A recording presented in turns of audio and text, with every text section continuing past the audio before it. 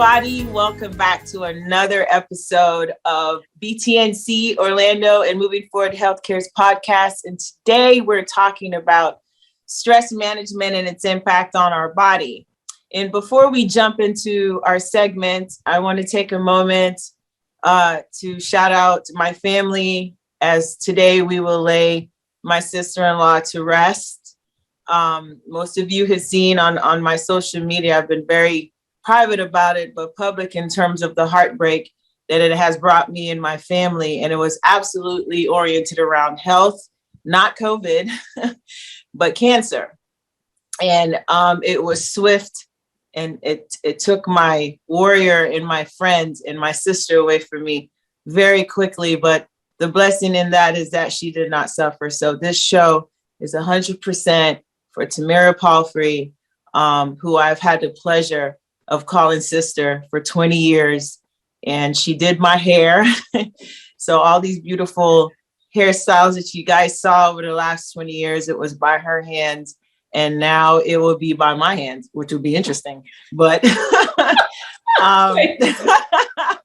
right, never a dull moment with me, right? There's joy in my sorrow. So I just wanted to dedicate the show to her. And when you and my family, when you hear the passion come through with healthcare, know that it's pushed by this initiative as well. We can always do better to take care of ourselves, but we only can manage what we know, and knowing is power. And that's why Arnetra and I spend time with you guys daily or weekly, I should say, or bi-weekly, to make sure that we get this positive message out. And everything is okay until it's what, Nitra? Until it's not. Until it's not. Until it's not. So that being said, we're going to jump into stress management and the impact on the body. And a lot of you have shared with me privately, as well as with Arnetra, through direct messaging. We appreciate that. Please continue to share your questions with us. Now, this one's a little personal for me. They all are, but this one... I'm going to say, I think they all are. I think they all are. Yeah, but this one resonates because I didn't realize how much I was internalizing my stress and what that really looked like. So that before I get into my own personal testimony, you guys seen the pictures. I posted those pictures of me when I started with Arnetra in November of 2020, and then where I was September 9th, which was in that blue dress that I posted. And we have other catalog and pictures of me when I jumped 7 pounds in 1 week, just solely from stress. So before I, divulge any more of my personal testimony, Arnetra, I'm going to segue to you to talk about what you've witnessed with your clientele when it comes to stress and just your input on that. Absolutely. And it's so interesting. You all hear Tracey talking about her journey, but I get a chance to witness it through clients, through people asking questions, even through my own family every single day. And it's so underestimated how critical it is to manage the stress in your life. So some of you may feel like good stress, right? Stress to a certain degree is a good thing. It actually elicits some really good hormones sometimes that help you kind of move it to the next level. But when you are stressed consistently, or what we call chronically stressed, it shows up in a lot of different ways. And through my clients, I see extra weight gain. I may see sleeping patterns that are erratic. Individuals, their blood pressure is raised. It can be the reason why so many have high cholesterol, or that's how it shows up in their body. I've got clients who have to take sleeping pills because of the stress, but it's almost unknowingly it's the reason why they take these sleeping pills. I've got female clients who have fibroids, who have severe chronic menstrual cramps. And when we manage their stress, we see them diminish. And when we see that stress return, it's like all hell just broke loose on them, and it's debilitating. And so it shows up in so many different ways. And I just ask you, pay attention, because everybody is a little bit different, but please know that consistently under too much stress, it does come through. Skin issues, muscle pain, joint problems, inflammation, digestion issues are all different ways that it can show up. Yeah, and I wanna touch on the internalization. Stress creeps up on you. What are some ways that we can, or immediate things that we can do to kind of help bring us down from these stressful situations? I know a few times one of the things you taught me was, what are your triggers, Tracey? What's triggering you? Can you remember in a moment when your body went left or you felt a certain way? The first step is always acknowledging for anyone what is causing the problem. And sometimes, actually most times, it's something that people aren't even realizing is occurring. Give example. It may be a point where somebody has to go to a particular meeting every single week or every other week. And they don't acknowledge that that particular meeting gives them such anxiety and they're so uncomfortable that their stress level is rising and things are starting to happen and they don't understand. Or something with your children, or somebody who's taking care of a sick parent or taking care of a family member, and that stress just keeps rising up. So what we have to do is first acknowledge what's going on and then look at, number one, how can we avoid it? So maybe it's something that you still have to do, but maybe it's around, okay, if it's that meeting, let's talk about how we prepare for the meeting. Let's have a little bit more of a detailed session around how you write your notes, how you walk into the meeting with enough preparation so that you don't feel uncomfortable. Or if it's something with your children, okay, let's talk about then how we plan out your week or your day. If this day consistently goes wrong, let's talk about what we need to do. For a lot of people, it becomes simple things like, what do you enjoy at night? Let's talk about a sleep ritual. If you like to take baths versus showers, let's take that bath. If you like to take walks, let's do one more walk or two more walks during the week to help calm you down. If it's someone who likes yoga or someone who likes meditation, let's talk about how we incorporate it a little bit more into someone's day so that we can help them manage that feeling of stress. Awesome. So I'm gonna take a few minutes to answer some of these questions that's coming in. The first question is impact on fertility. Can stress impact your ability to reproduce? This one is a very good question, but I will tell you this. Fertility issues comes up in a lot of different ways. And it is a fact that stress can impact fertility, but let me tell you how.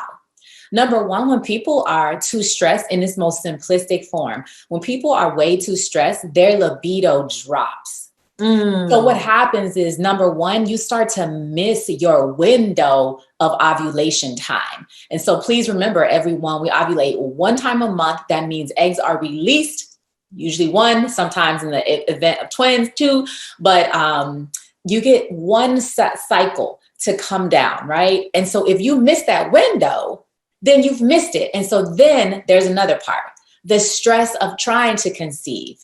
Studies show that after 5 to 6 months worth of trying to conceive, certain hormones start to increase, and some of them are associated with adrenaline. And when that hormone increases, it diminishes the chances of conception because you're in that fight or flight, right? So you lose some of that opportunity there. Then chronic stress increases cortisol. And we all know cortisol is the enemy in so many different ways. Oh, yes, and when Lord. cortisol increases, again, the ability to conceive can diminish because that impacts hormones. It impacts your mental stability in general. It can bring on bouts of depression. It can, again, lower libido too. So you want to think about all those things around when you're trying to have a baby. That's why when you hear doctors say, you know what, you got to just let it go. Don't overthink it, because that constantly thinking about it and it becoming almost a chore because you want that baby so desperately, it's actually starting to lower your chances because your body is in distress. Wow. Wow. Did not know. So we gotta let it go, folks. We gotta hey, you gotta let the chips fall. Or the shots fly. I don't know. Yep. All right. So hey, y'all know how it is. Yes. Let's be grown. All right. So question number 2. Oh, I'm so sorry, everybody. I have to come back to this because we made that. I almost made that sound like it was just about the ladies. Hold on. Men, let me jump back. I'm so sorry. Men who are overly stressed, the same events occur. When that libido drops, clearly you may not even want to be a part of this situation. So you don't even want to. But when you are overly stressed, what happens is sperm count and quantity become an issue. So it's quantity and quality of sperm. So it won't go as fast. And then the quality, and you all know through natural selection, this is what the body tries to do, is to pick the best sperm possible to be able to fertilize that egg. So if you are so stressed, the quality of the sperm that is trying to get to that egg, it becomes like it's not good. And so most times the body will reject it. And so that you won't be able to conceive. So men, you are just as important in this equation. Your body will not function the same way as a woman's body may start to not function. So please pay attention to that as well. It takes two of us. Jump back in. It takes two of us. It takes two of us, people. It takes two of us. You got to have them strong swimmers. Listen, it's a partnership. That's why it takes two people. All right. Trigger for certain diseases in remission. Can stress be a trigger for like cancer or thyroid or any kind of chronic diseases? So the first thing to think about, right? There are a lot of studies about stress and diseases. But when it comes to, let's say, particular cancer, there's a lot more research that needs to be done around, can it trigger cancer or the cancer that is in remission? So still a lot of studies there. However, everybody understand, again, how stress works and how it can bring on other illnesses, which can lead to disease. So when you are chronically stressed, again, those cortisol levels go up. It can bring on high blood pressure and high cholesterol. When you start having so many concerns, again, it can lower your immune system. So it makes you more susceptible to viruses, and the cells that you need to help protect you, they do not come as quickly as they need to help you fight off infection, to help you fight off bacteria. And so those cells that we need, right, those antioxidants, when we have immune system that are low, it just makes you more susceptible to issues in general. And so that is where we all need to be looking at. Number one, that's why we always want to eat right first. Make sure that we keep a good immune system or a healthy immune system that's functioning well, but also making sure that we keep stress in play so that these hormones aren't attacking us and helping us be weak. And that's really what's happening. It allows your body to be weakened. Man, this is good stuff. Okay. Yeah, I'm eating what she cooked. Well, I can't even talk. I said, I'm eating what you're cooking, girl. Yes. This is good. All right, so let's talk about weight loss, weight gain, the impact on muscle mass. Now, this is where I come into play, right? Because with my journey, what happened to me, I didn't even realize I was internalizing stress this way. And I no lie, I shot up, 7 pounds, Nitra? I was literally in days, 160. not a week. It happened in days. In days. I was like 160 on Saturday when we do our weigh-in. And by Thursday, I was like, 167? It was something crazy. And I was like, what? And I promise you, I'll have to find those pictures and share it. You can see it. I like so to everybody on, that is what prompted us to actually say, hey, check your weight for me, because we don't jump on scales every week. That's like every day. That's like a weekly thing. But there was so much that we could visibly see. It was, hey, jump on that scale. Let's see what's going on. Yep. I was visibly, and y'all see me sliding my notifications away. But anyway, I was like visibly like swollen, like these are the questions coming in too. I was like visibly swollen, like you can see.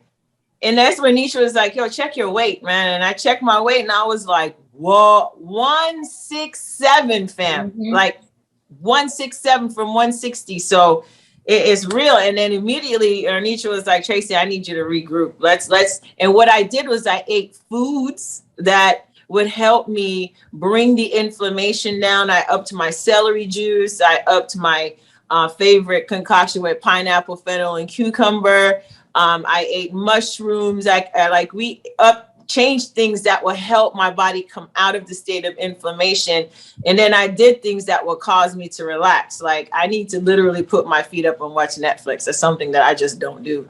And so we would do events or things that would cause me to relax. Here's the thing. I had to pull up on my workout too a little bit because that was stress. Right. And I was like, okay, I put more rest days in there. And within days, like you guys are now seeing that September 9th picture, that was me coming out of that. Like now this is my normal state of not being stressed. And so now that I have those indicators built in, I know what to do when I see it and feel it coming.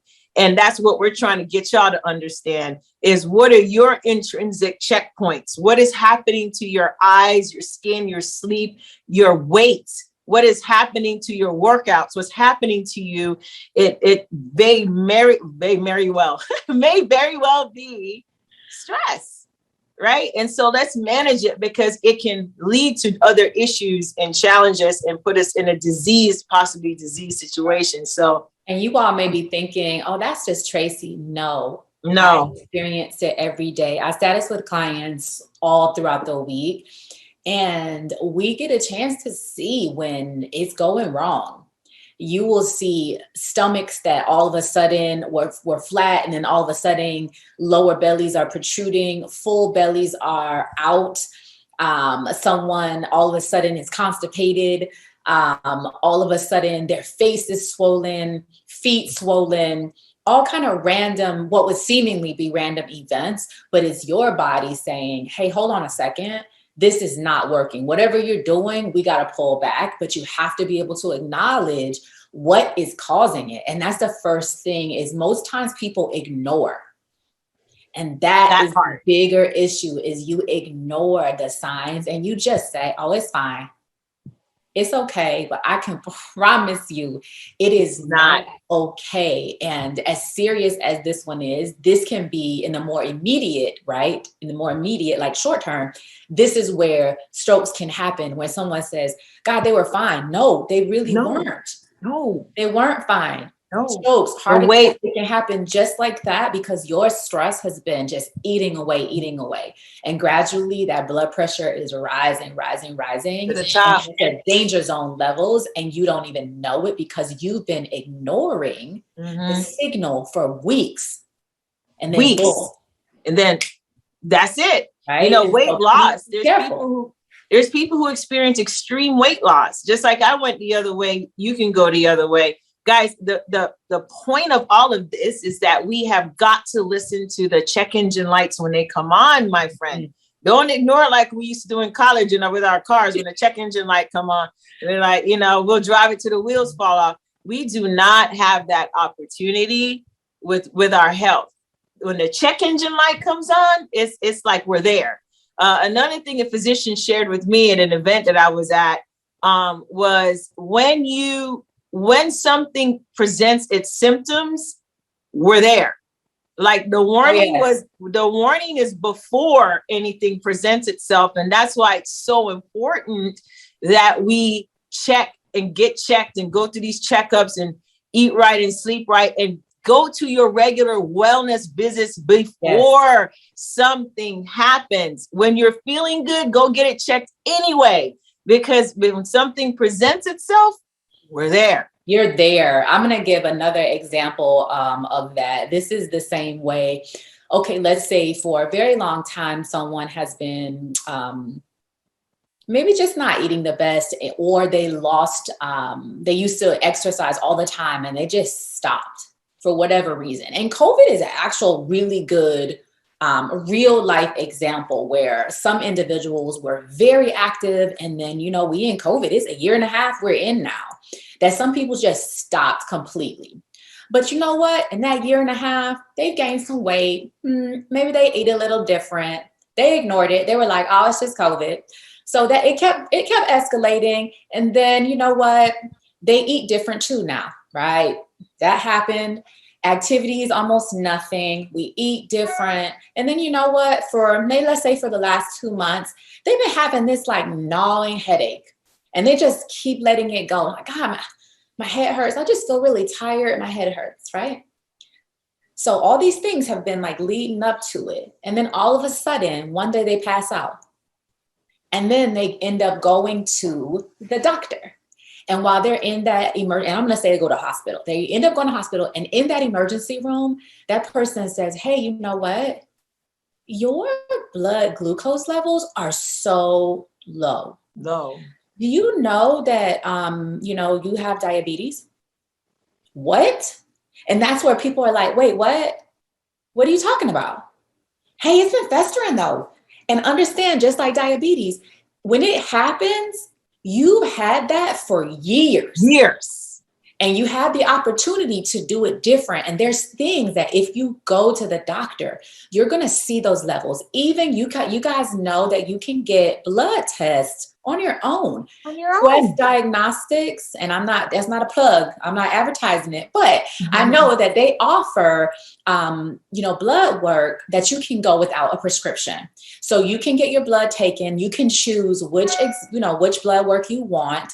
They will do the analysis for you, and then they send you your results, and you can take them with you to the doctor. You can choose anything you want. And it's actually not that expensive, but if it's between you doing that, at least self-service, or going to the doctor, please do one or the other. But there's ways for you to get things checked. But when you don't check anything, we never go to the doctor, and you just kind of keep going about your day because you think it's all good, but you know that you don't have habits that are all good, but you just keep letting them go. That's how all of a sudden you have diabetes. And then all of a sudden, in that same breath of them telling you have diabetes, they're telling you will now take, insulin. I'm giving you this medicine. You'll take insulin 3-4 times a day plus at night. How did you go from nothing to all of that? That's how. So pay attention, folks. Pay attention. The last question for this segment, and I feel like there's going to be a part 2 to this. How does it impact skin and hair follicles? Stress. I think we got a lot on that one. So let's talk about like hair, first of all. I still got my edges, fam.